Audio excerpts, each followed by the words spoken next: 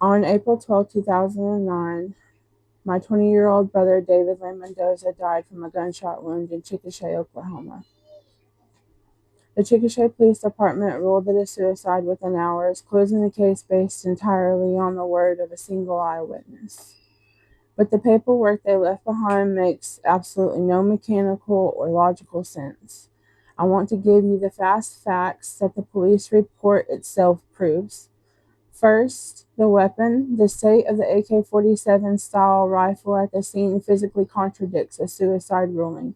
The official evidence log lists a spent casing inside the gun, a second spent casing beside his body, and a fully loaded magazine. A semi-automatic rifle does not cycle a casing back into the chamber while leaving another on the ground without being manipulated. Furthermore, officers found two more spent AK-47 style casings inside the house, one in the kitchen and one in David's bedroom. But there was 3 holes that night in the ceiling, and they tried to cover one with toothpaste. I had to file an Open Records Act request and threatened to sue the Chickasha Police Department just to get a heavily redacted file. Even then, when withheld critical evidence, page 27 of their own report logs item 2, disc 1 with photos, and 1 disc with a 911 call, and I've never been given that 911 audio.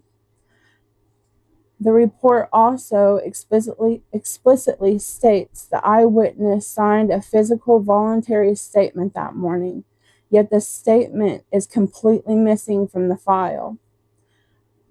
Lieutenant Alexander claims that they've given me everything and that he wasn't the detective that took the case when asked for those witness statements.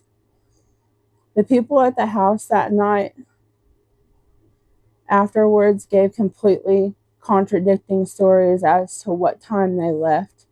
Their timeline fell through whenever they realized that we had his phone call logs.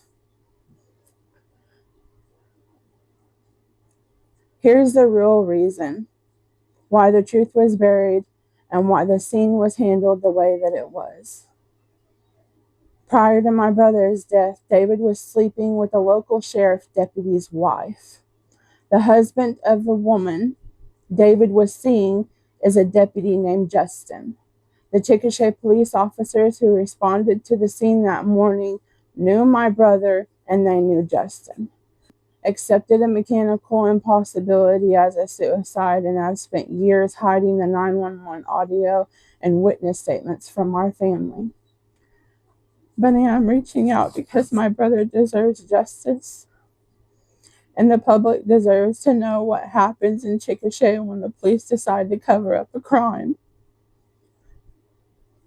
Please allow me to come onto your podcast and lay out the rest of the story. Thank you.